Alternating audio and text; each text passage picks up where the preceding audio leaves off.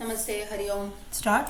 Om Shuklam Varadaram Vishnum Shashivarnam Chaturbhujam Prasannavadalam Dhyayet Sarvaviknopashantaye Vagishadya Sumanasaha Sarvarthanam Yam Natva Kritakritya Syuh Tam Namami Ganeshwaram Dorbiriyukta Chaturbhisphatikamanimayim Akshamalam Dadana Hastenaiken Padmam Sitamapi Chashukam Pustakam Chaparena Bhasa Kundendu Shankha Sphatikamaniniba Bhasamana Samana Same Vagdevateyam Nivasatu Vadane Sarvada Suprasanna कूजन्तं Ram रामेति मधुरं मधुराक्षरम् आरुह्य कविताशाखां वन्दे वाल्मीकिकोकिलं वाल्मीकिर्मुनिसिंहस्य कवितावनचारिणः शृण्वन् रामकथानादं को नयाति परां गतिं गोष्पदीकृतवाराशिम् अशकीकृतराक्षसं रामायणमहामाला रत्नं वन्दे नीलात्मजम् यत्र यत्र रघुनाथकीर्तनं तत्र तत्र कृतमस्तकाञ्जलिं बाष्पवारि परिपूर्णलोचनं मारुतिं नमत राक्षसान्तकं वैदेही सहितं सुरद्रुमतले हैमे महामण्डपे मध्ये पुष्पकमासने मणिमये वीरासने सुस्थितम् अग्रे वाचयते प्रभञ्जनसुते तत्त्वं मुनिभ्यः परं व्याख्यान्तं भरतादिभिः परिवृतं रामं भजे श्यामलम् नमोऽस्तु रामाय सलक्ष्मणाय देव्यै च तस्यै जनकात्मजायै नमोऽस्तु रुद्रेन्द्रयमानिलेभ्यो नमोऽस्तु चन्द्रार्कमरुद्गणेभ्यः. Okay. So we'll start. Just 1 minute, hold on.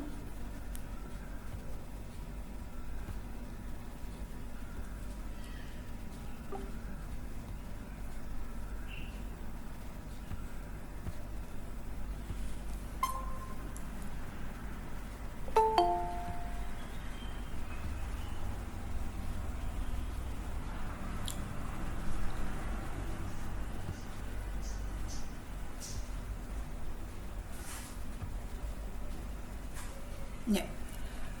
So last time we were looking at Sankshepa Ramayanam, that too we had come on the second part, that is Ayodhya Kandam. And in Ayodhya Kandam, if you remember, we had seen Rama, Lakshmana and Sita entering Chitrakuta. They meet Bharadwaja, and finally they have settled there. So I'll just share my screen. We'll continue looking at that.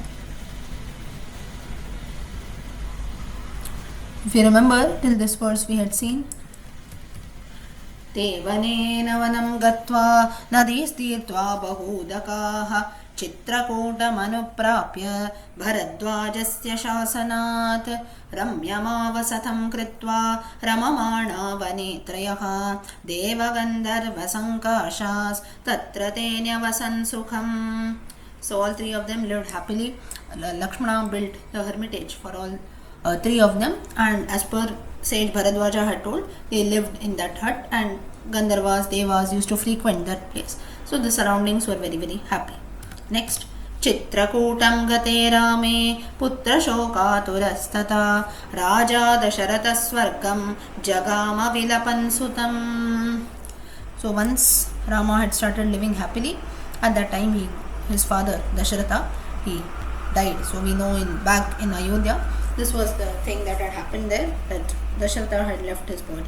So usually this scenario, what it tries to show is that when some good things are happening, or when situations seem to be very happy, like in the case of Rama, all three were living very happily, we just saw in the previous verse.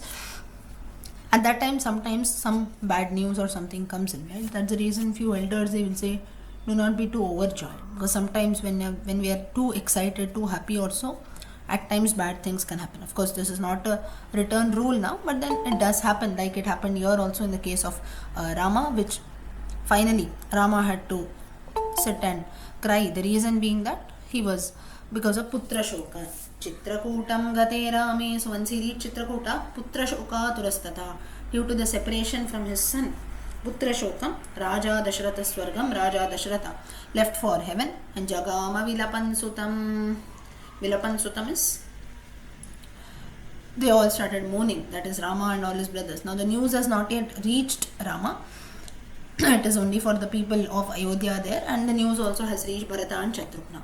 मृते तु तस्मिन् भरतो वसिष्ठः प्रमुखैर्द्विजैः नियुज्यमानो राज्याय नैच्छद्राज्यं महाबलः. This is Samkshepam, so everything is short here. So here we see that the news has reached Bharata, Shatrughna. They have come back to Ayodhya, and once Bharata gets to know the entire situation, what has happened, he then decides and tells Bharata that I do not wish to desire the kingdom, because Vasishtha, all other Brahmins say that many days have passed, the kingdom has not had a king and so on, so now you should rule immediately. Bharata refuses that. Without Rama, my elder brother, I will not take up the kingdom at all. So, niyujyamanos I will not consider. Na aichad rajyam mahabalah, na aichad is I do not wish at all.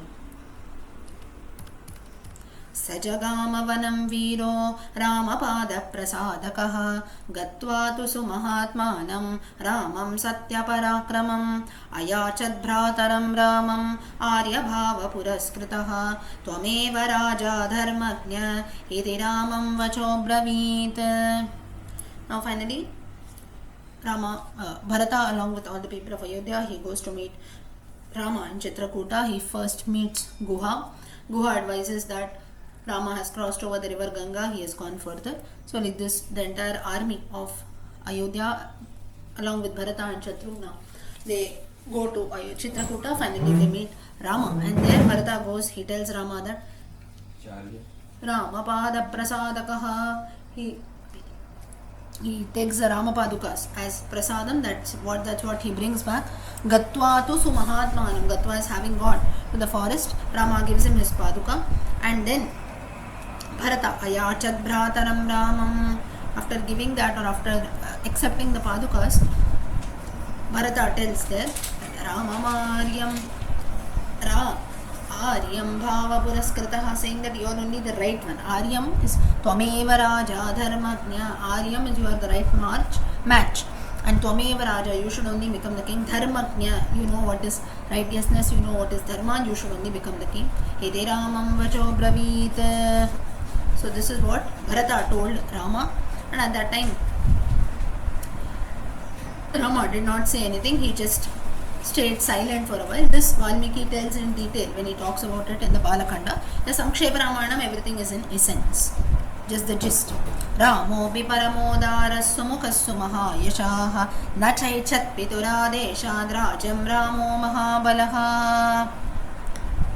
In spite of Bharata coming and requesting Rama and so on, still Rama did not accept. Nachaichat pituradesha. Chaichat is I cannot break, I cannot disobey the commands of my father. Therefore, this Rajyam, this kingdom is for you only. Your father, as per the boons asked by your mother, she has asked for you to rule over the kingdom. Therefore, we cannot break the orders, we cannot disobey that. You only have to rule over the kingdom. So this he told, Paramodara sumukhassu mahayashaha. Sumukha, having a very pleasant face. Now this why here Valmiki has talked about this. Make a note of this. Why Sumukha? Why this word has been used for this? There is a significance. Being very happy.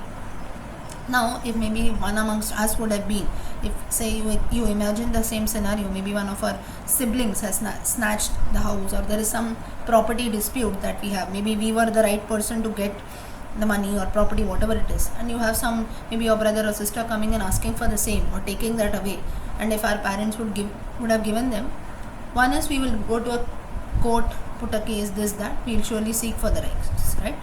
Secondly, maybe we will be very generous like Rama, but at the same time we will not have the same relationship with that person, right? Because though we don't want to maybe fight, or you don't want to go to a court and make a case and all sort of things, but still the same thought keeps lingering in our mind, saying that no, this person did this to me, this person did not give me what was in my plate, and so on. So, but in the case of Rama, Sumukhassu mahayashaha, he did not develop this feeling at all. Very readily, very smilingly, we can say, he told Bharata that this is all yours, you can accept it, I don't want anything. So this quality is very, very important. And from this verse, there is a great life lesson also. Many people tell this as an example. for in the case of charity or donation. It need not be only in the case of maybe you get someone from something, or in the disputes between brothers or so on. It's not only for a kingdom, property and all that. Even normal donation or charity, or even when we are gifting something to someone, it should always be very, very selfless. Okay, I am giving you 10 rupees. Now whenever, say for example, I give one of you 10 rupees, till the end of my life I should not, and maybe you don't return it. Then maybe it's just 10 rupees, so you don't return or you forget it. But some people now don't have this habit, right? Okay, I just took it from someone, there's no need to return it. I'm just giving you a random example. So here, the person who does not return back is not at fault. Person who gave the 10 rupees is at fault. The reason being, 10 rupees I gave you with an open mind. So there I should not develop the thought at all that okay, I have given you 10 rupees, tomorrow you should return me back. Or 50 years down the lane, you should return me back. Maybe I will not go and ask you, but the same thought is coming to my mind, oh, he didn't return my money. I gave him 10 rupees that day when he was in need. I'm just giving a very small amount. There is no use of giving this way. Rama did not possess this at all. Sumukhassu mahayashaha. So Rama, through this verse, what he tries to teach, what he tries to tell the world is, if you want to give something, if you want to do something, do it selflessly without any expectation in return. If you are giving something to someone, there is no need that the opposite person should also do the same thing. If you want, you give it selflessly. Otherwise, you don't give at all. That is fine. But just for the sake of giving, oh, it's just a formality, and he should also give me, I am giving him 100, he should give me 200. If this feeling is there, it is of no use. And this is one thing. Secondly, you see some people, when they give us something, or maybe they'll help us, they'll have a very, if you just look at their face, they'll have such an expression as if they're doing it, like it's a favor on us or something like that. That also should not be done. Rama shows the same thing. So Mukhassu mahayashaha, very happily with a smile on his face. So these are a few qualities which we must learn from Rama even in our everyday life. Next. Paduke chasya rajyaya nyasam dattva punah punah nivartayamasa tato bharatam bharatagrajaha. So finally, after the discussion and everything takes place, that Rama said, I'm not going to return. Bharata said, I'm not going to accept the kingdom. Finally, they call in Janaka. Janaka, who was a Rajarshi. Janaka, father of Sita, great intellectual. That's why in the Gita also you have the reference Janaka, wherein he is Janako Rajarshi. He is referred to as Rajarshi, that is a royal sage. In spite of being royal, in spite of being a king, he had the qualities of a sage. That's why Janaka is called Rajarshi, very, very intelligent person. So in spite of Vasishta, Vamadeva, Shatananda and all other sages being present there, still they called still they called Janaka to seek his advice in such a situation when Rama is not ready to accept, to return back to Ayodhya, and Bharata is not ready to accept the kingdom. In such a situation, what should be done? They go and they consult Janaka. Janaka comes and he gives a solution, and after all the discussion takes place, finally Rama decides to hand over his Paduka. And then Rama tells him, in spite of giving the Paduka also, Bharata does not readily agree to return back. He keeps on crying, he keeps on persuading Rama, please come, please return. Finally Rama persuades him, Nivartayama satato. So here you see first line, Nyasam dattva punah punaha. Again and again, Rama keeps on telling Bharata, please return, I have given my sandals, accept that and return back to Ayodhya. Yakamam manavapyaiva Ramapadavupasprashan Nandigrame Karodrajam Rama Gamanakankshaya. So Bharata, he had actually failed in this mission, right? Though you can say 50% failed. 50% he had met Rama, spoken to him, tried to convince him, but still he did not return back. So 50% his mission had failed. So at that time he was a bit disappointed. So he decides, Nandigrame Karodrajam, I will rule from Nandigrama, which is on the outskirts of Ayodhya. There I will also live just like Rama and Lakshmana are living in the form of an ascetic wearing those robes, and I will wait. Rama Gamanakankshaya, Akankshaya, meaning waiting for the return of Rama so that he can return back after 14 years and take over the kingdom of Ayodhya. With this, Ayodhya Kandam ends here. Ayodhya Kandam ends here, that Bharata returns back to Ayodhya. He lives in Nandigrama. He starts ruling the kingdom from Nandigrama. Next. Next we have the Aranyakandam that comes in. Now Aranyakandam is part of the Sankshepa Ramayana. Don't forget this. When I say Aranyakandam or Ayodhya Kandam, we are still in Balakandam first chapter. So as a part of Balakandam Sankshepa Ramayana, you have these divisions that are made. Now the gist of Aranyakandam has got this. Wherein in Aranyakandam now mainly you have the abduction of Sita, then you have a few experiences that Rama faces or Rama has to experience in the forest. So what is that? For this you have a bit of things that have been told. What is this? It is developing character through spirituality. Now what is this? Now in this part of Aranyakanda that Rama lived along with Lakshmana and Sita, he lived a form of an ascetic. So that's where in Chitrakuta, after Bharata and the entire party leaves for Ayodhya, Rama decides that he tells Lakshmana also that we must leave Chitrakuta immediately. The reason being, if we just 1 second, 1595. Yeah, sorry. So Rama then feels that if we live in Chitrakuta, we continue to live in Chitrakuta, this is going to be very problematic, because now the people of Ayodhya will also know that we are living in Ayodhya. We are living in Chitrakuta, because Bharata and mostly all the people from Ayodhya have come in. So they all have got to know. Those who did not come, they will also get the news now from the other people. Bharata, our entire family members also know that we are based in Chitrakuta. So frequently now, whenever they feel like they will come to Chitrakuta, they will disturb the whole purpose of this Vanavasa. So that's where Rama decides that let us leave Chitrakuta and let us proceed further, so that we can do justice to this Vanavasa. We have become as ascetics, we have decided to spend the 14 years in the forest, so let us meet sages. So this period Rama especially he considers as a blessing, saying that apart from the royal duties, administration duties in the kingdom, I have got a chance to spend a few years of my life in the forest in the company of sages and other spiritual beings. So let me make the most of it. So this is developing character through spirituality, wherein Rama decides that let me be free from all these kinds of maybe attachments and people coming and frequently visiting us and all that. So more than that, let me enjoy whatever duties have been given to me as a sannyasi.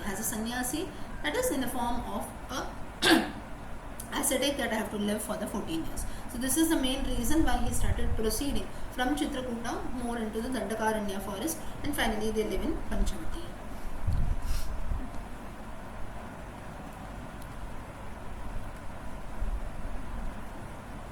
Now you have a bit of deep explanation that has been told.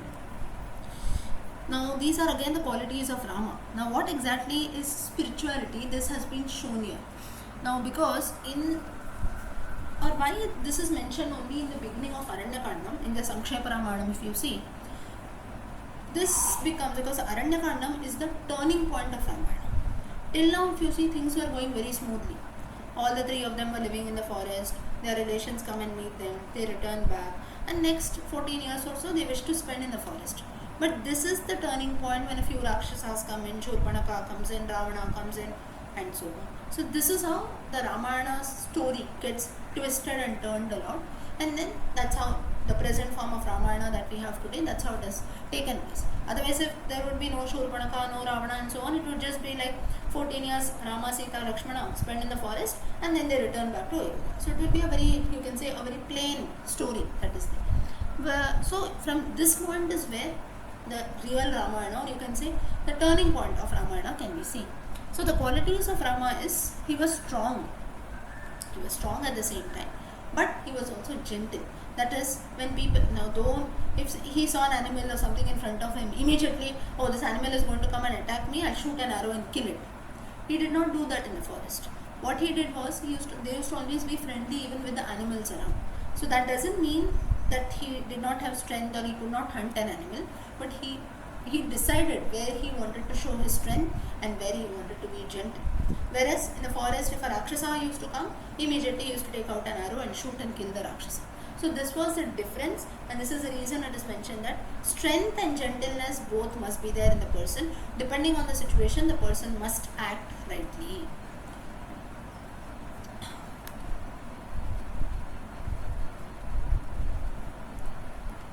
And if you see the Gita line is given, Yasmat na udvijyate loka, loka na udvijeta cha. That means from whom Yasmat na udvijate lokaha. One who does not cause trouble to the world, and lokat na udvijate chayat, and the world does not have an impact on one. These are two points which have to be noted. Let anything happen in the world, I will not be affected. I will follow only the things that I want to do. But, and then like you see, some people, they will always keep, complaining, right? Now this is happening, that is happening. Or in today's times also, if you see, now everything is bad in the world. Nothing is good. How can I be good then? Whatever you say, that is not there at all. Everything is distracting. All evil qualities are there. All evil people are there. Negative people are there. There are also good people, there are also positive people, but we don't look at that, or rather we can say we don't want to look at that, right? So that's where we say that if you tell me to be good, I cannot be good at all, because 90% people are evil. This cannot be an excuse. That means we are getting affected by the world around us. You take the same example in the case of Rama. Though it is the Treta Yuga, it's not the Kali Yuga. Treta Yuga was full of demons. Everyone around in the forest were demons. There were hardly any good people. But still Rama did not change his ways. Rama did not turn into a demon, right?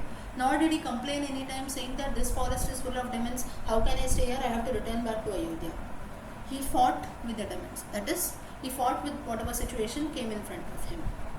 So this is Yasmat na udvijate lokaha. Second, lokat na udvijate chaya. Secondly, the world also should not be affected by one. It's because of me I am causing trouble to the world. Like the case of Ravana. Because of Ravana, all the three worlds were disturbed. Rama did not do that. So whatever we do, we must ensure that there is no trouble that is caused to others.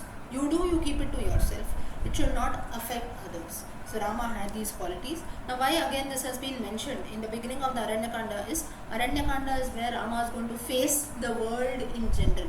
That is, world is the outside world. So many demons coming in, many unknown people coming in. Till now it was just meeting sages, meeting the one people of Ayodhya, Bharata coming, Janaka coming. So all known people. But from now onwards, from the Aranyakanda is where Rama is going to meet and see what actually is there in the outside world.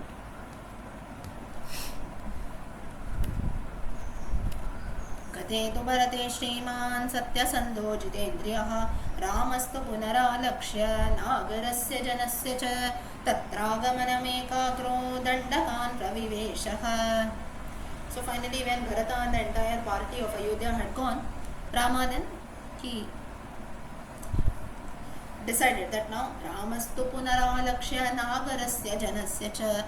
He said that continuously people from Ayodhya will keep coming, they will disturb us in our Vanavasa, so let us tatragamanam, let us move from here and go into enter the Dandakaranya forest. Pravishyatu maharanyam ramo rajivalochanaha viradam rakshasam hatva sharabhangam dadarshah sutikshnam chapyagastyam cha agastya bhrataram tata. Finally they entered the Dandaka forest where the great demon Virada, he was killed. Then they saw sages Sharabhanga, Sutikshna, wherein a few sages also got moksha, Sharabhanga and so on. And Agastya's brother's ashrama is first there. They go and meet Agastya's brother. All this is given in detail in the Balakandam. If you read, sorry, not the Balakandam, Aranyakandam. In the starting of Aranyakandam, I think Aranyakandam chapters, I think in the 6-7 chapters or so, I was just reading 2 or 3 days back. 6th-7th chapter of the Aranyakandam also, you have this reference wherein Rama goes and meets the brother of Agastya, and finally from there he goes and meets Agastya also. So even the brother of Agastya. Now why I am stressing upon this is, we know that he meets sages Sutikshna, Sharabhanga, Agastya and so on. But the reference of Agastya's brother is not very popular. Whereas you have that in the Aranyakanda of the Valmiki Ramayanam, you can just maybe go through that. I think it is the rough chapters between 1 to 7, I think 6 or 7 chapters something, wherein Rama first goes to the hermitage of the brother of Agastya and then finally he proceeds further to Agastya's ashrama. अगस्त्यवचनाच्चैव जग्राहेन्द्रं शरासनं खड्गं च परमप्रीतस्तूणी चाक्षयसायकम्. Finally, Agastya, he blesses him with the Vishnu Banam. Vishnu Banam is the bow of Vishnu. Then also arrows, swords, and these arrows, they were Chakshayasai, Agastya Vachana, Jagra, Vachanachaiva is as told by Agastya. Chakshayasayakau, that means all these arrows that were given, they used to never, the quiver will never exhaust. That is, the arrows will never get over. You will always have the stock of arrows continuously coming in. So Rama blesses all this. So the bow was kept with Rama. The sword, Lakshmana, Rama gave it to Lakshmana, and the quivers were for both the brothers. This same sword was used later to cut off the nose of Shurpanakha. Say some references. Some references say that Lakshmana already had a sword with him, but we don't have the reference wherein both the brothers, they carried swords. They just had bow and arrows. So therefore, the sword that Lakshmana had would be from this Agastya's reference, what Agastya had given the brothers. So these weapons, if you see, they were passed on. This quiver that had arrows which would never end, that was actually given by Indra to Agastya, and Agastya further he gave it to Rama. वसतस्तस्य रामस्य वने वनचरैः सह ऋषयोऽभ्यागमन् सर्वे वधायासुररक्षसाम्. So thus, while Rama was living in the ashrama of Sharabanga, at that time all the sages nearby, they come and approach him saying that Agaman, saying that all the rishis, all the sages came there. They requested Rama, Vadhaya Rakshasam, please kill all the asuras and rakshasas who are causing trouble to us, who are causing disturbance in our sacrifices and the different rituals that we do. You are the only person who should kill, and you must save our lives. Sadesham pradishushtrav rakshasanam tathevane प्रतिज्ञातश्च रामेण वदः संयति रक्षसां ऋषीणाम् अग्निकल्पानां दण्डकारण्यवासिनाम्. Now you see, this comes in the 10th chapter. Original Aranyakanda reference is also given here. Apyaham jeevidam jahyam tvam vasite sa lakshmana natu pratiknyam samshrutya brahmanebhyo visheshatah. Pratiknyatascha ramena. Pratignya is the pledge that Rama had taken, that yes, I will kill all the asuras and rakshasas. I will ensure that your lives are saved and you can do all your sacrifices safely without any disturbance. So Rama, he promised, this was his pratignya. He promised all the sages that your sacrifices will happen without any disturbance, and I will free Dandakaranya from all rakshasas and demons. तेन तत्रैव वसता जनस्थाननिवासिनी विरूपिता शूर्पणखा राक्षसी कामरूपिणी. Now finally from here Sharabanga says that now from Sharabanga's ashrama, later they move forward, they start living in a place Panchavati, which had the river Godavari flowing nearby.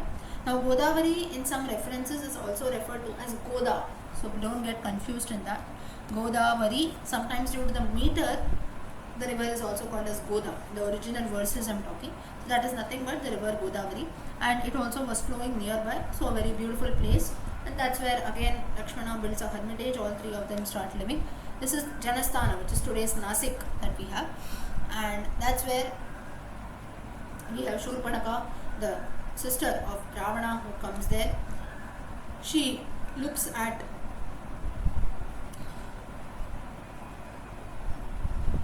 Rama and she gets attracted towards him, and then we know the entire story. She goes and asks Rama for marriage.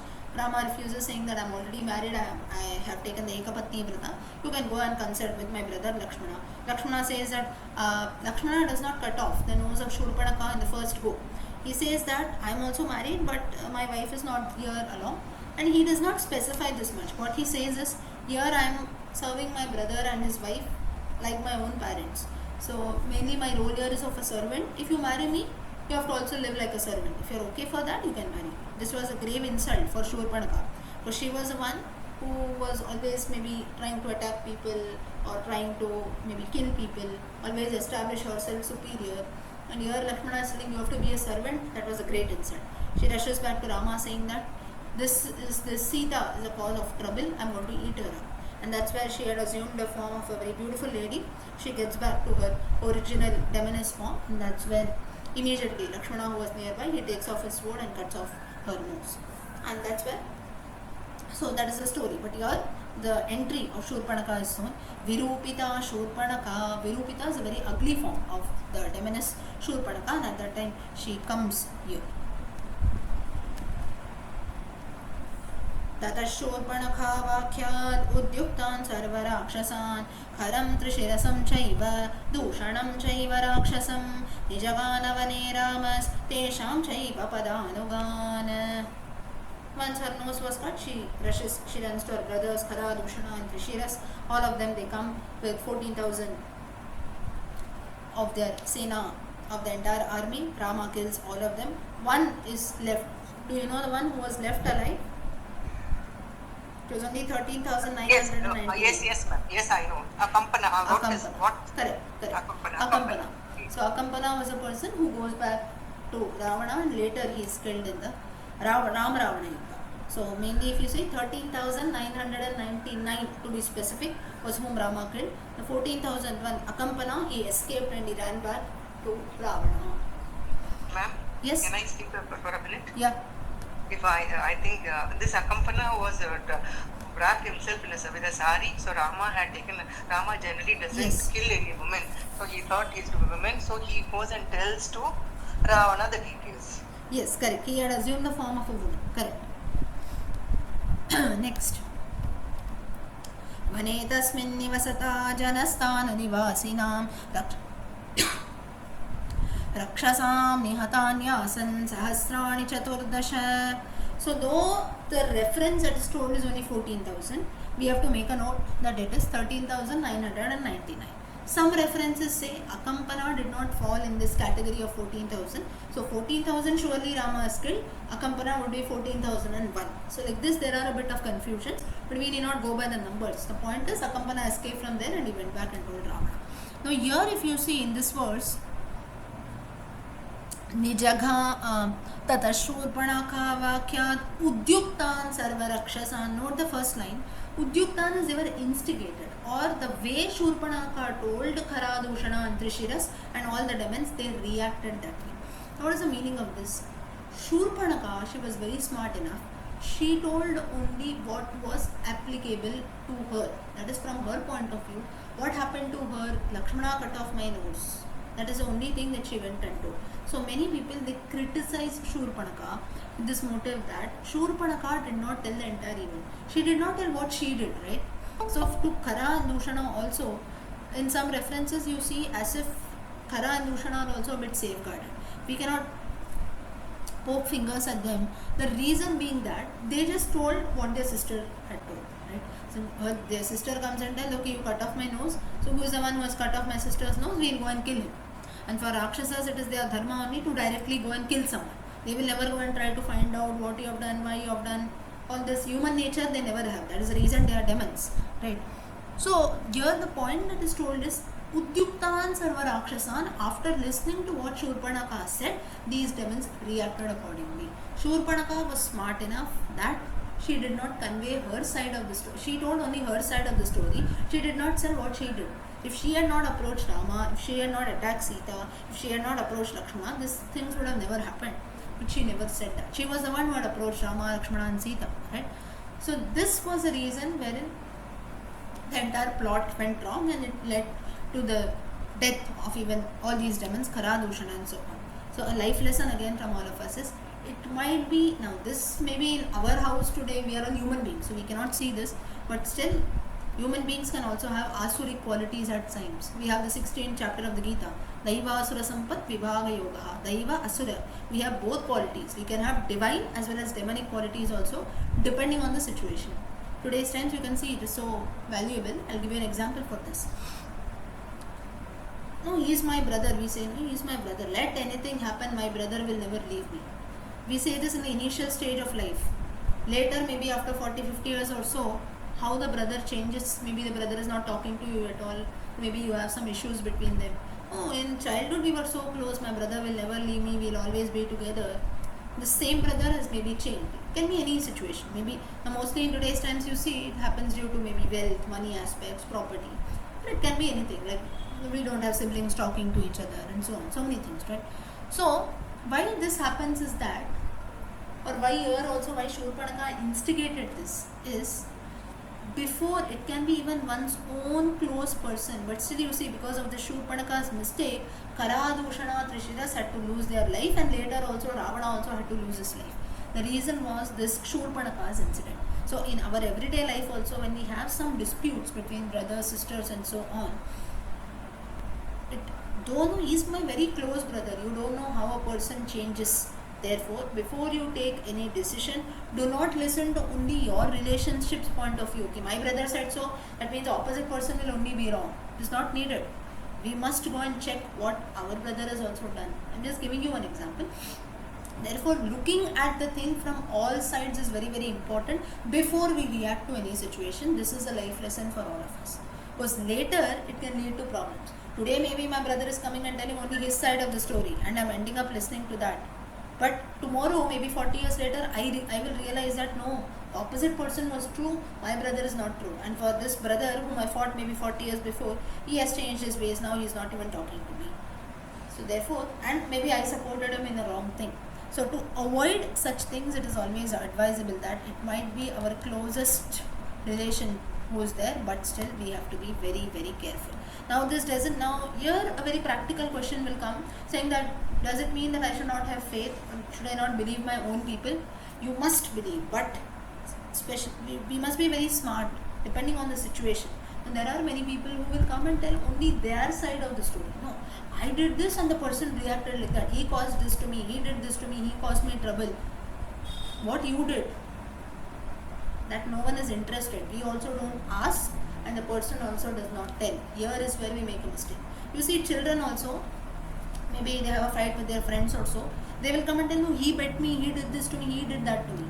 Some parents are smart enough, they will ask, what did you do? No, I did not do anything. They make themselves safe.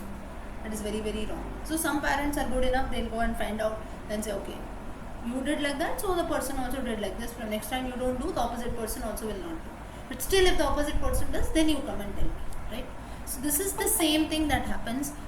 But here, this is the difference between Khara, Dushana, Trishiras and all of us. We are all human beings. We must have this quality of cross-checking. Cross-checking is very, very important. Knowing only one part of the story is very dangerous. That's why we say half knowledge is dangerous, right? Knowing only half part, or knowing only a few things is very, very dangerous. We must know the point of view from all sides, irrespective of whether one person is related. Just because a person is related to me, if he is doing wrong things, doesn't mean that I should support him, right? So this same happened, this incident of Shurpanaka, though it seems to be a very small incident, it has got a very deep meaning, because this was the turning point of Ramayana. Next. Vane tasmin nivasata janastana nivasinam rakshasam nihatanyasan sahasrani chaturdasha. So this is just a generalized words. Rama killing 14,000 Rakshasas in Janasthana. Chaturdasha sahasrani. Tato nyati vadam shrutva Ravanav krodamurchitaha. Sahayam varayamasa maricham nama rakshasam. Ravana gets this news that his brother was being killed. Shurpanaka runs to Ravana, runs to Lanka, tells this is what happened and our brothers are also killed. Ravana gets very angry. Krodha murchitaha. Then he took the help of Maricha, and that's how we know later Maricha had to assume a form of a deer and so on. And that's when he comes and the further story of Ramayana takes place. Varyamanasu bahusho marichena saravanaha na virodo balavata kshamo ravanatena te. So when now Ravana, he goes and he approaches Maricha, he tells him whatever has happened and what help is needed now. At that time Maricha, Varyamana Subahusho, that means Varyamana telling again and again, and Subahusho is again and again. Varyamana meaning speaking against Ravana. Now, if I am saying something, if you don't disagree, you will speak against me, saying that no, no, this should not be done this way. The way you're telling is wrong. In this way, Maricha speaks. He says, "Na virodo balavata kshamo Ravana tena te," saying that it is not at all right to show your enmity against Rama. Now, why Maricha can tell this with utter confidence is because earlier he had already faced Rama's bow. Only reason was Rama had kept him alive. Maybe destiny rather had kept him alive. Maybe because in future Maricha's role was important. Maricha had to meet Ravana and he had to assume a form of a deer, and that's how he had to get killed. Whereas his brother Subahu, his mother Tadaka, they had been killed earlier.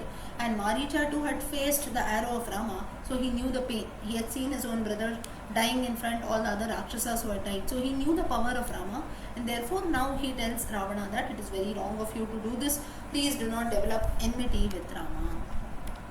अनादृत्य तु तद्वाक्यं रावणः कालचोदितः जगाम सह मारीचस्तस्याश्रमपदं तदा. So here Anadritya is disobeying or not listening to whatever Maricha spoke. He just told him Kalachoditaha, saying that all this happens because of faith. Taradushna had to die because of faith. You have been left alive because of your destiny, because of your faith. So don't tell me all this. Immediately let us go to Ashramash Syashramapadam tada. Let us go to Rama's hermitage immediately. You have to help me at any cost. तेन माया विना दूरम् अपह्वाय नृपात्मजौ जहार भार्यां रामस्य गृध्रं हत्वा जटायुषम्. Here now in this verse 52 is like you can say a fast forward of incidents very quickly. Valmiki has described. So here what happens is Tena Maya Vina Duram, with the help of Maricha, the golden deer is formed. Sita gets attracted towards that. Rama goes in search of that. Rama kills the dear. Maricha shouts for Rama. Sita persuades Lakshmana that you please go. Lakshmana, after repeated requests, he goes, and that's when Ravana sees the right opportunity. He assumes the form of a sage. He comes and abducts Sita, takes her away. That's when both Rama and Lakshmana return back. They're shocked to see that Sita is not there. They search around everywhere. Finally, they meet Gridram Jatayu. They finally see Jatayu's killed wings. You can say the cut off wings that Ravana had cut off while he was abducting Sita. When Jatayu comes to save Sita, and then finally Rama and Lakshmana, they find the almost dead Jatayu there. Gridram cha nihatam drishtva ratam shrutva cha maithini ragavashokasam tatto vilalapa kulendriyaha. So here is where, having heard from Jatayu, finally Rama and Lakshmana, they meet Jatayu. They get to know that Sita has been abducted by Ravana, and then Ragavashokasam taptaha, Rama is choked with tears. Now this line that is there, I don't know how many of you have seen the movie the Kerala Story. How many of you have seen the movie? Anyone who went and saw it from here? No one? You saw. So you have a line there wherein the Muslim girl, she consults, or she asks, not consult, she asks the other girl that who is this God of yours who cries on separation? Did you note that line? Yes, that is the same reference wherein the recent movie that has been released, the Kerala Story, I think few of you would have gone and seen it, wherein we have how Muslim girls have been converted into Islam and so on. Again, not against any religion or so, but then where the Muslim girl, she asks her Hindu friend, says that who is this God whom you revere as Rama, who is this God who cries on separation from his wife? Is he really a God? If he is God, then how can the person cry, right? But then maybe they forget at the times that Rama here is in the form of Naravataraha. He is not Purnavataraha. There is a reason Krishna, if you see, though in the form of a human being, he shows a lot of his magic. Rather than magic, he shows his divine qualities right from day one. He reveals that also. Whereas in the case of Rama, he does not do that. He has to stick to his rules. Naravataraha. Ram is an incarnation of man, because he knew that in the future generations, people will look upon me. That's the reason today amongst all avatars, most famous are Rama and Krishna. Rama, why? Because we can relate. He is also a human being. Rama also cried from separation, we'll also, if tomorrow our partners or any relationship get separated, we are also crying. We are also going to cry. We are also going to feel bad on that. We are also going to get plunged into grief. Rama tried to show the same thing. He had to stick to the rules of Naravataraha. So Rama is not Vishnu. Rama is an incarnation of Lord Vishnu. So that is the reason why he had to cry due to separation. So like this, there are different stories that come in. Also, you have many other references. Now, let's not get into the movie now.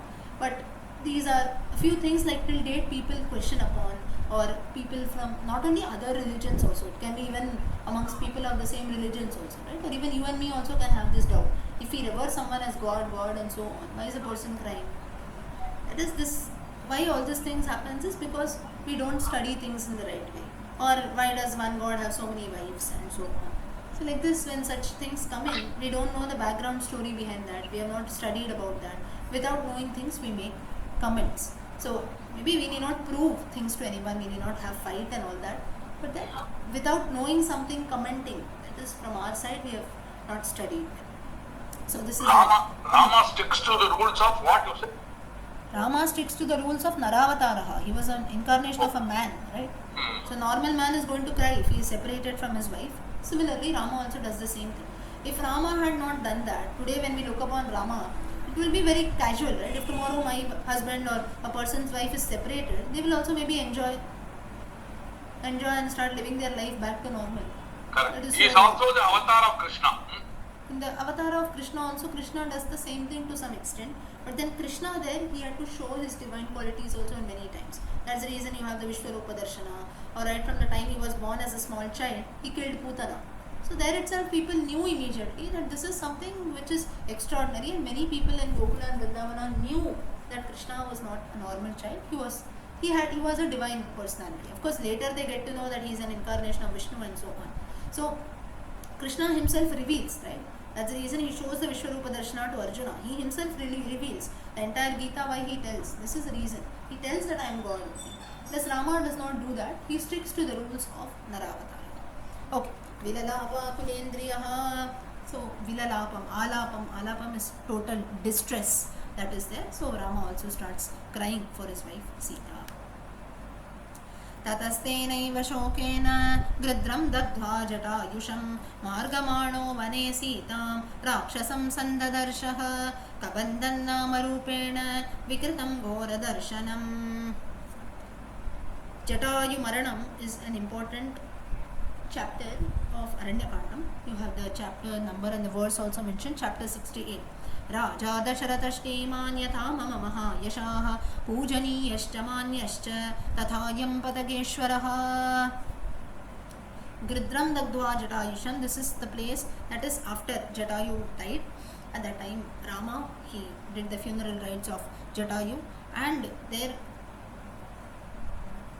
because now for this I'll tell you a very very interesting aspect. This even I did not know, but then just again Aranyakandam, I think chapter this is the 68th chapter when you have Jatayu Maranam. In the initial chapters, I suppose in chapter 9 or 10 of Aranyakandam, you have the reference wherein all three of them, Rama, Sita and Lakshmana, they meet Jatayu. Valmiki mentions this in the 9th or 10th chapter of the Aranyakandam. Just recently going through it. Even I was surprised because I had also never come across this. I knew the entry of Jatayu only at this point, that is after Sita is abducted, then Rama and Lakshmana go and meet him, and then Jatayu tells a story that Sita has been abducted by Ravana and so on. But it is mentioned by Valmiki that earlier also they meet this Jatayu once, and that was the first time when Jatayu meets Rama, Lakshmana, Sita, and he tells them that I am your father's friend and so on. Who are you? Now firstly at that time Rama did not know who this was, so immediately, because he had met many other Rakshasas also, so he takes out his bow. This was all before Shurpanaka, before they go to Panchavati. This is while they are on the way to Panchavati. Okay, all this story that I am telling you, the meeting of Jatayu, where Sita is also very much there. So at that time Rama immediately takes out an arrow, thinking that this is a vulture, a very dreadful form of a bird, maybe some Rakshasa was assumed this form. So at this point what he does is, he immediately takes out his arrow and goes to kill Rama. He goes and he tries to kill Jatayu. He gets ready with his arrows, and then he asks who are you and so on. And at that time Jatayu introduces himself that I am Jatayu, and then he tells his entire story. And you must read this story. I will also tell you the exact chapter. Let me just see that. I'll tell you, maybe I'll post it on the group. At that time Jatayu talks about his entire clan, about his ancestors, from whom the birds are born, from whom the snakes are born, from whom the Pakshi Varga is born, from whom vultures and other crows are born. There is a lineage for them also. He talks about his parents, he talks about Garuda and so on. So like this, all that reference comes in the Aranyakanda earlier also. And here this chapter, and in this chapter we have the reference of Jatayu Maranam. So you see, this I am telling you in the 9th or 10th chapter, and in 68th chapter you have the Jatayu Maranam. So all of you please go and read this original chapter. Those who have the original Ramayanam, you can read this chapter. I'll tell you the exact number. It comes, I think, 9th or 10th only, it should be, of the Aranyakandam, wherein Jatayu talks about his ancestors. One entire chapter is dedicated to that. A very small chapter, about 25 to 30 verses or so it will be there. It talks about that. So at that time already, now this is a very, you can say, not very popular. We know the story of Jatayu meeting Rama and Lakshmana only after Sita's abduction. But earlier also Valmiki mentions that they have met Jatayu. So that's the reason later when Sita gets abducted, immediately Rama can go and meet Jatayu. He knew who was this Jatayu. So there he did not have to spend a lot of time asking who are you, what are you, where have you come, and so on. So he immediately goes and does the final rites of Jatayu once he dies, thinking that I am your old friend of your father and so on. So this is a story. So this is an interesting aspect. Not very common people know about it, because we don't know that Jatayu already had met Rama, Sita and Lakshmana before. So this is that thing. Finally they meet Kabandhan Nama Rupena Vikritam Gora Darshanam. Again a very, you can say, very absurd or a weird form of Kabandha can be seen in front of Rama. That's where they also kill him. Next.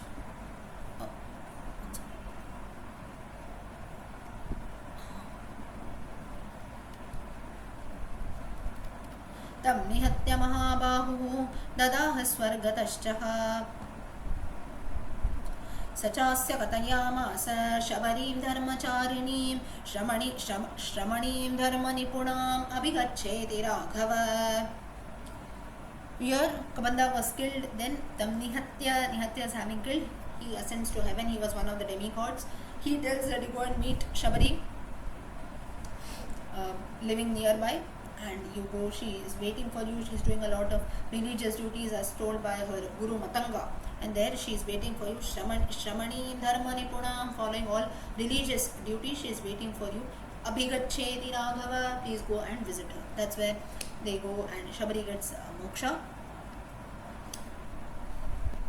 So Vyagachan Mahateja Shabari Shatrusudanaha Shabariya Pujitas Samyak Gramo Dasharathatmajaha. Finally they approach Shabari, and Shabari was very happy. She worshipped Rama properly. Now here again a very, very important thing has to be shared. I don't know if I told you in the introductory sessions. Shabari giving the fruits after tasting them. Right? All of you would have heard about this. How far is this correct? How far this is wrong? We have a debate, right? Now if someone amongst us also, however close you will be to a person, still I will tell you, okay, now I am just tasting something, same thing I am giving it to you. Will all of you have that? You will not have, right? To someone else's, how can I have it? After tasting or after licking something, we will not give the same thing to someone else. That is the reason we don't eat from someone else's plate also. Someone has eaten on the same plate, will you eat? We don't eat. We usually wash the plate and then or you take a new plate and you eat it. Now in some households, if you go and see, each one has got a separate plate. I don't know in how all of your houses how it is. Maybe today's times we don't follow so much, but still this I have seen in my grandparents' place even today. Though they live in cities only, though they live in Mumbai only for the past so many years, still they do the same thing. They'll have two plates, just two of them. So two plates they will have it for them. They will eat only in that plate. And if some of us, like if we go to visit them frequently also, we'll have plates for us. On that same plate we can have. But if guests or someone come, they remove plates from inside, new plates from inside, and they give. Whereas just the two of them every day when they have food, they will eat on their plates only. And even for the food that they have, for eating, general eating that they like, maybe something is given in a plate like fruits also, we need a spoon, right? For that she keeps, my grandmother, she keeps the spoon separately. And while cooking also, for stirring or maybe for serving on the plates, for that there is a separate section of spoons. So the reason being that you don't use that for maybe putting it inside your mouth, maybe just for serving something or adding something, or just putting maybe you want to put something into a particular dish. For that you use different spoons, and for actual eating you use different spoons. These are all different practices that she follows. Till date she is doing the same thing. So why I'm telling you all this is now how far this is true, or how far this is what is all this nonsense, who has got so much time. Also people do comment, that is one thing, each one's way of following. So when we have a country and a tradition doing all this, how can we make comments saying that no, she tasted the food, that too Shabari, such a religious lady, doing all this? We normal human beings also don't do this. We don't eat from the same plate and so on. Will Shabari do this? No, out of her bhakti she did that. Let it be bhakti, but still we cannot have this. So the right explanation to this is when Valmiki mentions that Valmiki, so the thing, when she says that she tasted and gave, the explanation to this is, you go to a fruit seller, you say, for example, you buy something, say fruits, or now it is summer season, people buy mango. What we do is, he will give you one piece, right? He will cut and give you, say you taste. Then he will say very smartly, you taste. If even one turns out to be sour, you return back. I will give you new fruits, or I'll return back all the money. He will try to tell you all these things, and we end up buying so much, right?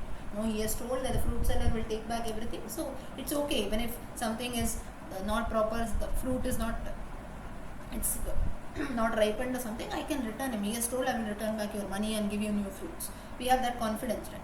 Fruit sellers are also very smart. So what they do, they will cut one piece for you. From a sweet mango, they will cut and give you. And you like that, you feel very nice. Even the grapes fellow also, if you go, he will also tell you, eat my grapes and see, they are very sweet. We also, what we do before buying grapes, or now maybe for banana and all such fruits we don't do that. But for fruits like this mango, or maybe some berry, grape sort of thing, you always taste, right? One. And then if you like it, you buy. If you don't like it, you move about. Now this doesn't mean that you have tasted something and the same thing you have given it to 4 people. You tasted a part of the fruit, you felt okay, this one fruit is nice, you assume other fruits will also be nice, and you ended up buying, right? Same thing Shabari has also done. So when we say tasting something, maybe from a tree she has pulled down all the fruits, she has collected a basket full of fruits, she would have tasted a few, that she has already eaten, she has not kept the same thing from her mouth there. And the other fruit she assumed that these are sweet. So this is the logic there. Nowhere it is mentioned that Shabari ate the same fruit, she put, is there any, it is just mentioned she tasted the fruits and gave it to Rama. We have made the assumption that she put it inside her mouth and the same fruit has been kept on the plate. So much of deep detailing, human beings have a problem here. We have made this conclusion, or she would have removed it from her mouth, kept it on the plate, and the same she gave it to Rama. In the Valmiki Ramayanam, there is no reference to this at all. I don't think there is such a deep explanation. Even in the Ramcharitamanas, it should not be there, wherein she removed it from her mouth and kept it on the plate. It is just mentioned she tasted the fruits and gave it to Rama. We also do the same thing. We also taste fruit before buying. That doesn't mean that we are offering the same thing which we put in our mouth to others, right? So whenever we make some conclusions like this, before insulting or before talking anything about people, we must know the right way of interpretation. If Shabari is such a great lady, and if Rama does it now, okay, even if we consider Shabari who has offered fruits, will Rama eat such fruits? And you have even those Ramayana serials also showing you such incidents, wherein Lakshmana is actually staring at Rama saying that how is this person eating fruits? And in that serials and movies also, if you see, you will see actually Shabari keeping all the fruits, tasting and then collecting that, right? This is a very, very wrong way of interpretation. Reason being that we have certain rules, certain dharma that we follow. We will never eat food that has been taken by someone. The same food will never be consumed. It is only an exception for a small child and a mother. That too, for a child maybe about maximum till 2 or 3 years, it is fine. If the child leaves some food on its plate, the mother comes and consumes it. That is the only exception that is being told. Beyond that, this should never be done. Someone eats it on the same plate we eat. This is not a there is no religious aspect to it, very, very scientific. Someone is here having that, someone else's food you have it, so many germs, bacteria, this and that, same thing you consume, it is going to lead to health problems. Very, very simple logic that is being told. So there is nothing very religious or spiritual in this also. You have to take it with a very open mind. That is the reason we have separate plates and separate food that we consume. We don't eat anything. Yes, this can also be one thing. As you said, dry fruits, raisins and all that. Like when we dry up grapes, this can also be one thing.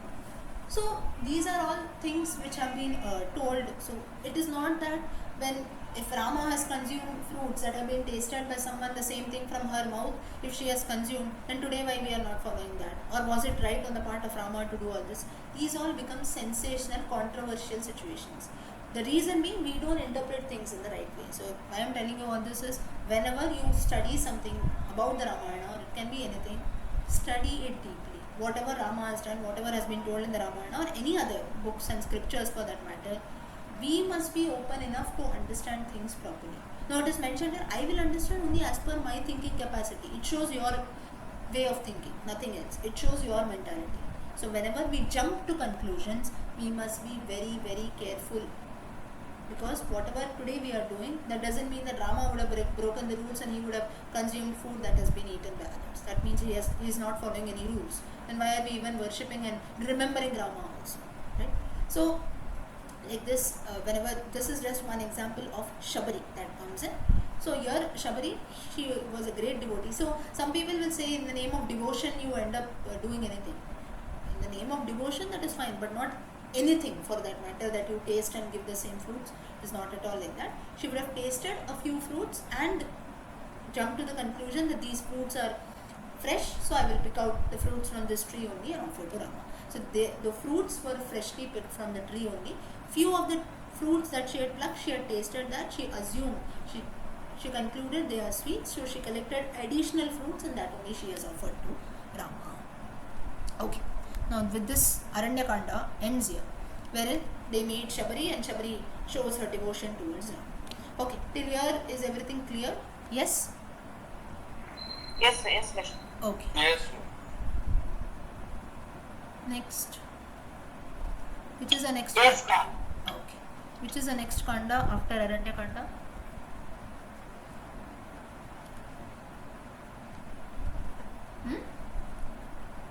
Kishkinda Kanda. Kishkinda. Correct.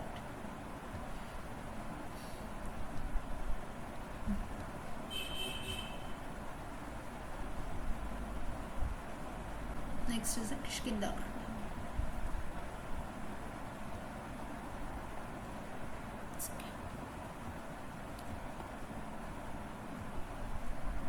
Now Kishkinda Kandam, as true to its name.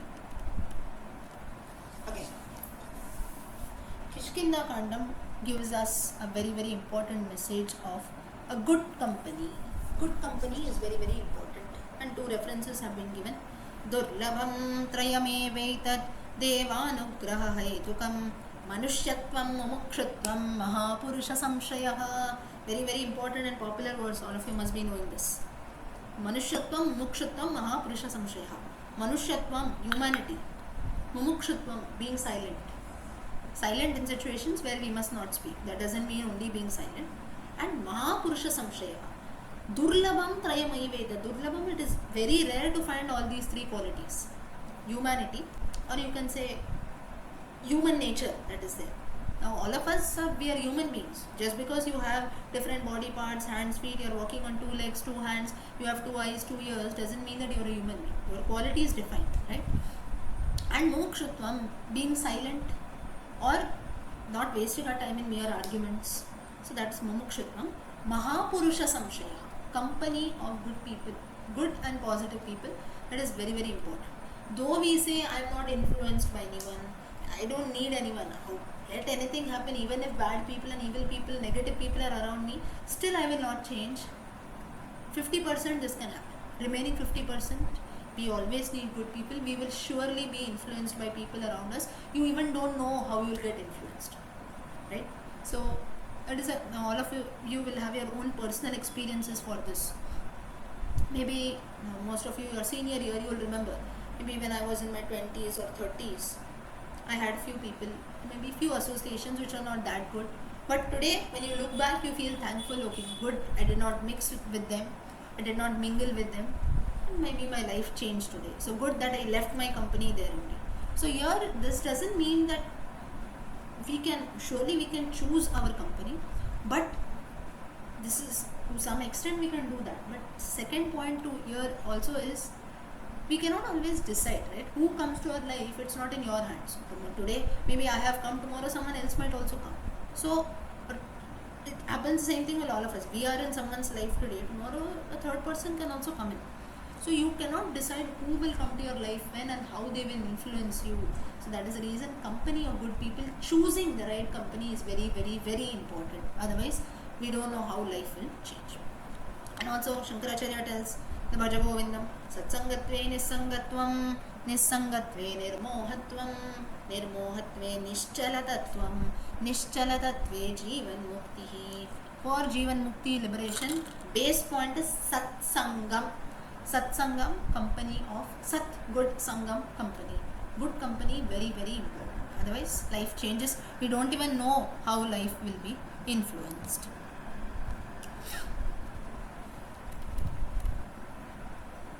Who are you is a function of what company you keep. That is, we are known by the company we have.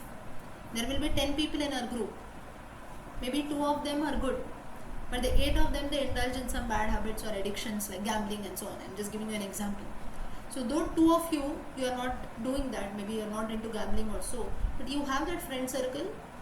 Due to the remaining 8 people, you are also regarded, oh, they belong to this category, this group Can is I show the previous slide 1 minute? this one. 1 minute. Mumukshatvam. Mahapurusha Samshaya. 1 minute. Mumukshatvam. Mahapurusha Samshaya. Okay, thank you. Right? So, because of the remaining 8 people indulging in some evil actions, the remaining 2 people also, who are maybe not actually doing that, but because of the other 8 people and because of the company that they have, they are also regarded in that category. So we have 2 subhashitas for this.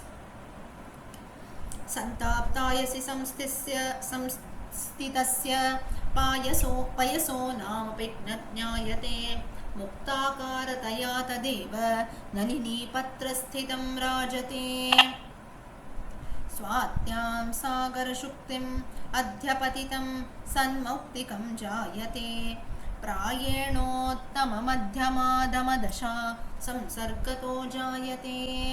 This is a very important subhashita. It talks about company. That is, santapayasi samstitasya.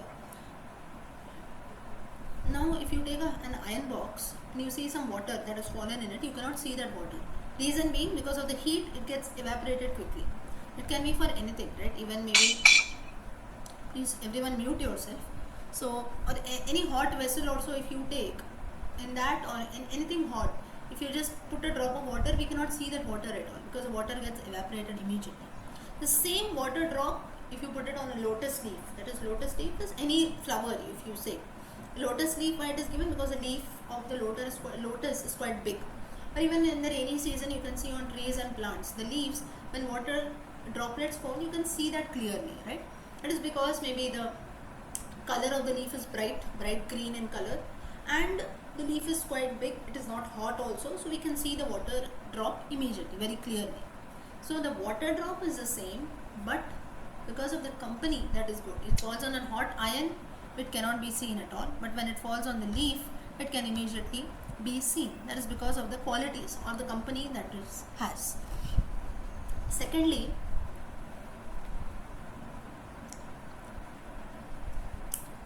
water drop, when it falls inside a sea, now we have the concept of something called an oyster, right? How pearls are made, it comes from an oyster's mouth. Oyster is nothing but a kind of a seashell. So it's a creature we regard is a seashell.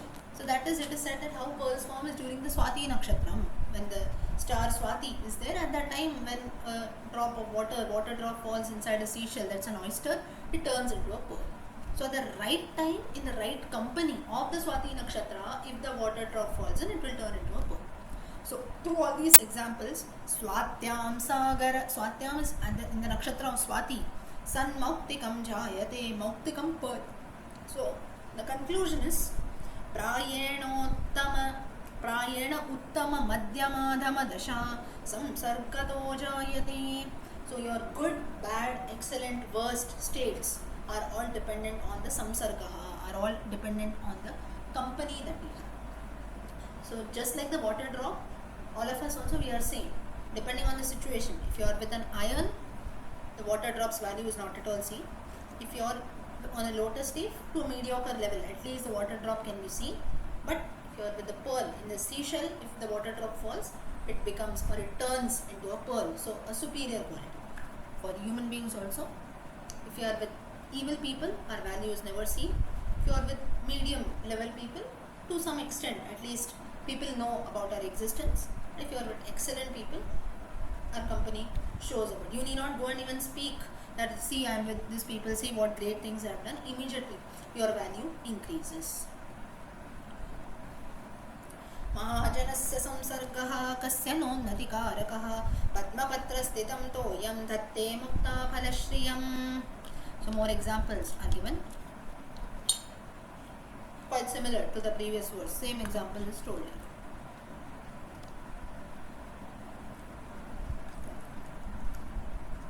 Next Subhashitam, very very popular Subhashitam. I think few of you would be familiar. अहोदुर्जन संसर्गात्मानः पदे पदे पावको लोहसंगेन मुद्गरैरभिताड्यते. That is Durjanam. In the company of wicked people, even a good person also is termed to be bad. Just as gold, though it is very superior, when it is there with iron and hammer is Mudgaraha, it also has to be beaten. Now that is the reason why the gold metal, in order to melt it in the molten state, it has to be beaten, right? So what is the explanation behind this is, though gold is very superior, when it comes in contact with a hammer or with an iron, which is considered to be evil company here, it also has to be beaten. So therefore company of one matters a lot.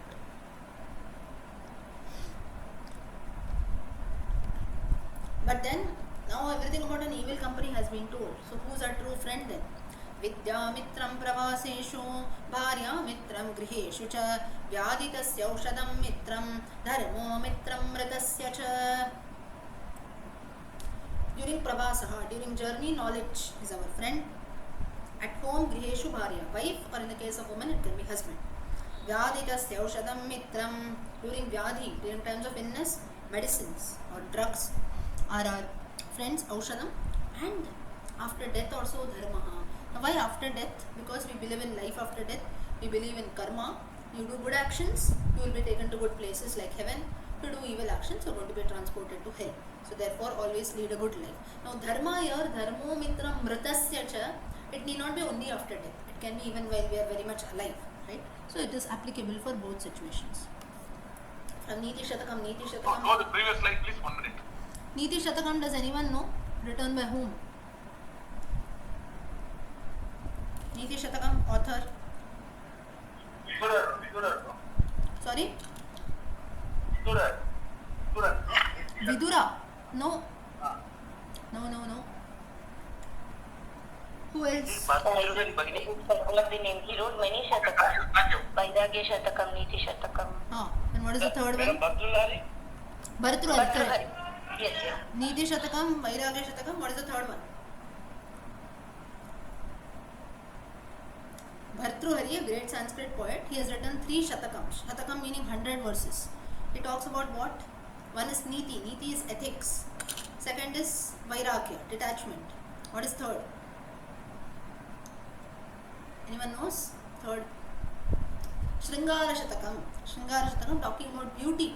So, Bhartrihari, a great Sanskrit poet, what he tries to say through all this is, one is a person has to be Shringara. What exactly, how should we make our life beautiful, both physically and mentally? So he, like Shringara Shatakam is level 1.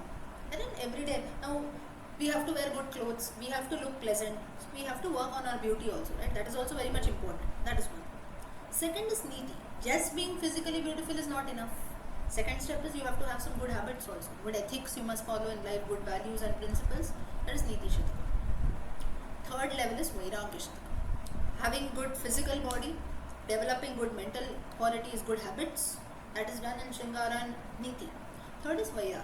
Vairagya is slowly getting detached. That is not getting overly attached to things and people around. That is also very, very Is important. it, excuse me ma'am, is it attachment like detachment? Vairagya means detachment. That is over attachment, free from over attachment.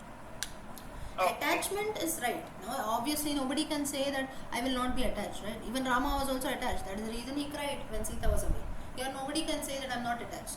Obviously, forget about people. We are attached to our own things. If my clothes also go away from here and there, who took my clothes, where it went, what it meant, we bring the whole house down, right? It's because we are attached. Small thing, but we get attached. So attachment is not wrong, but over attachment towards things and people is very, very dangerous. That is where detachment is going. Very simple example, as I always give. A person, a father gets attached to his son. The same father, same person, he is again getting attached to his grandson.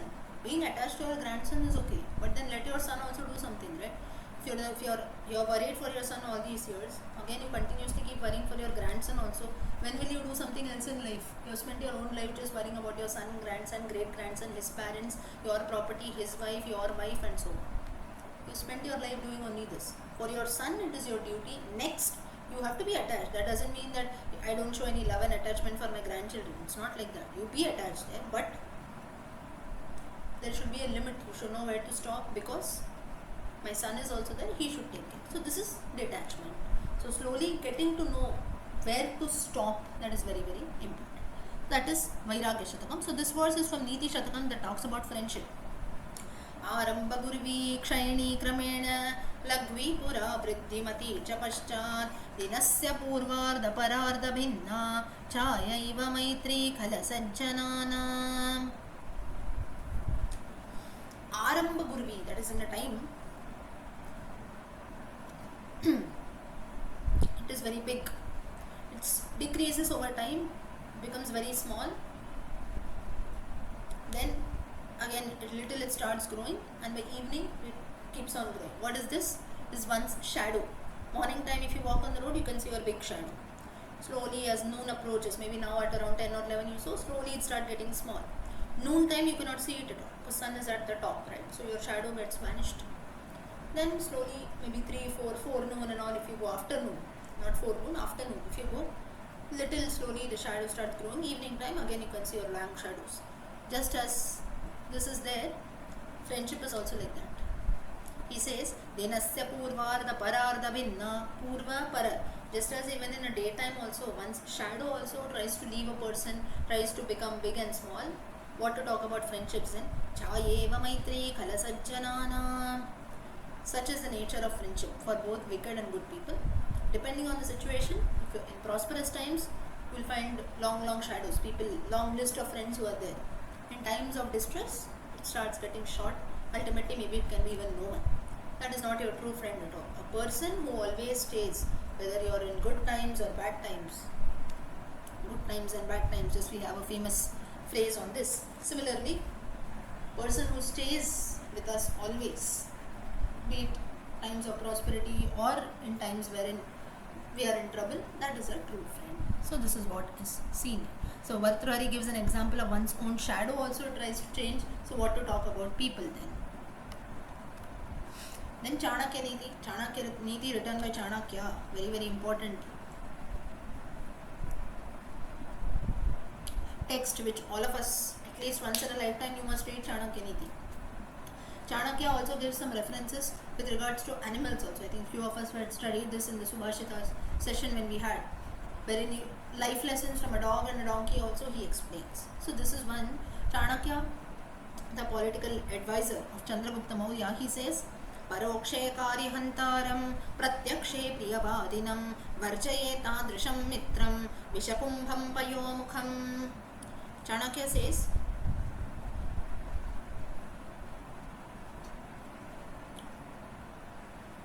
people who talk behind our back, people who keep talking behind evil about you behind your back, And whenever you are there in front, they will keep talking very goody things. They'll keep praising you and so on. Varjaye tadrisham mitram. Varjaye, leave such a person immediately. Vishakumbam payomukham. They are as if poison is there. You have a pot of poison, but from up it seems to be like milk only, whitish color. You end up drinking that. They are such way. They are very poisonous and dangerous. Such people should be avoided and left immediately. Now, the entire. One slide, show me the previous one. Yeah. Now we delve into the main topic. Milk at the mouth of a pot of poison. Sorry. Milk at the mouth of a pot of poison. Okay. Yeah. Next, now we come to Pushkinda Kanda. Now, why so much with regards to friendship has been told? Because Rama had developed friendship with Sugriva in Pushkinda Kanda. सर्वता सुकरं मित्रं दुष्करं परिपालनम् अनित्यत्वाच्च चित्तानां प्रीतिरल्पेऽपि भिद्यते. So, Kishkinda Kanda, what it talks about friendship is, to make friends is easy, but to develop the friendship over the years is very difficult. That's the reason till date many people come and go in our life, right? Now, in my school I had so and so friend, in my college I had so and so friend, in my work or the place that I lived, a few neighbors I had friends, but with how many of them are we actually in touch today? Some people are there, very few, right? If I had made 100 friends till date, maybe only 10 or hardly 5 I know. What is the reason for that?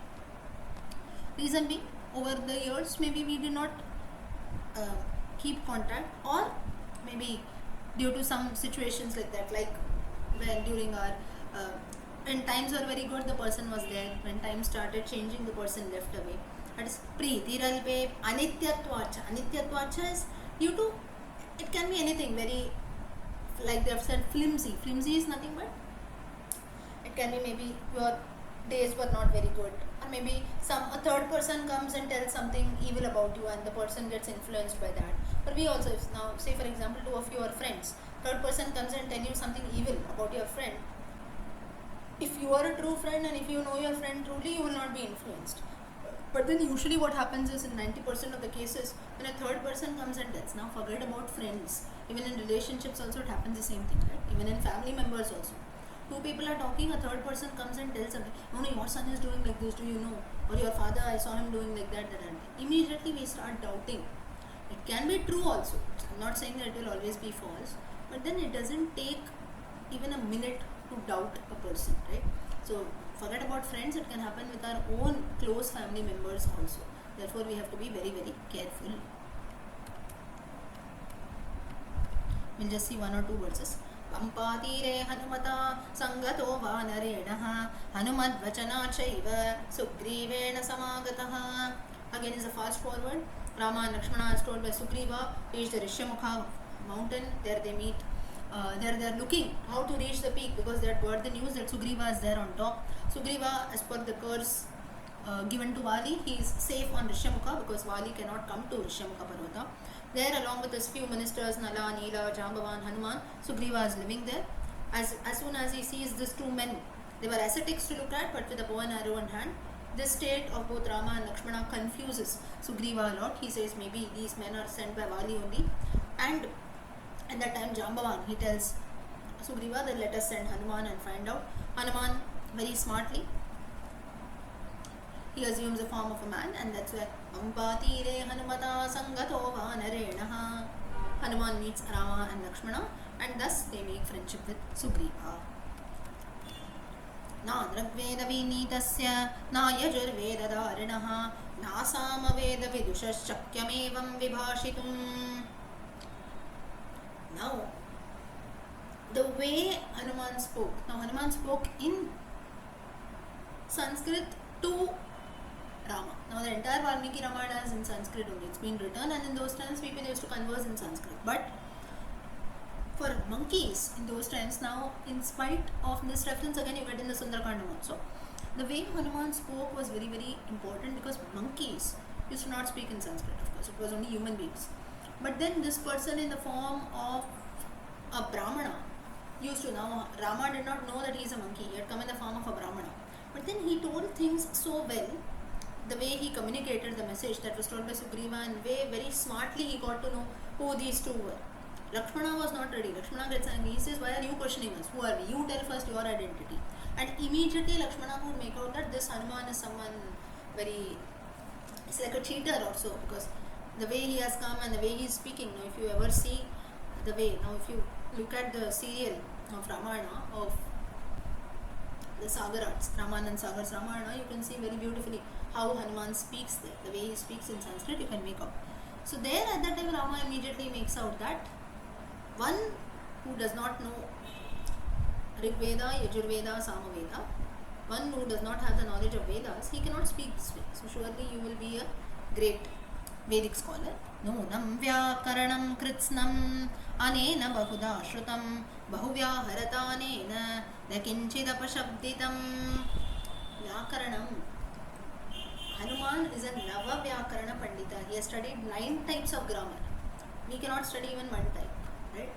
Grammar is something which most of us dread. Even in schools also they will skip that. That is reason till date if you see, grammar topics are quite less than the literature part. Many poems, many stories are taught. Grammar is something which is maybe that will be for 20 marks, this will be for 80 marks. Right? Be it for any language.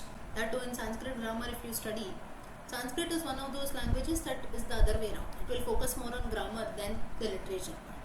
That too not one grammar, Navavida, 9 types of grammar. Just imagine the scholarliness of Hanuman. And immediately Rama says, because Bahuvya Haratadena Nakinchidapashabdikam, not a single mispronunciation, not a single evil word that has been used. This shows the great qualities of Hanuman. So this is, and this Navavyakarana Pandita, do you know from whom Hanuman had learnt all this? Lord Surya. Correct, from the sun god. Sun was his guru. So from Hanuman had learnt all this from the sun god. So this again shows the greatness or the qualities of Hanuman. So with this today time is up. We will stop here, wherein we have seen that Hanuman finally goes and meets Rama, and Rama is all praise for Hanuman.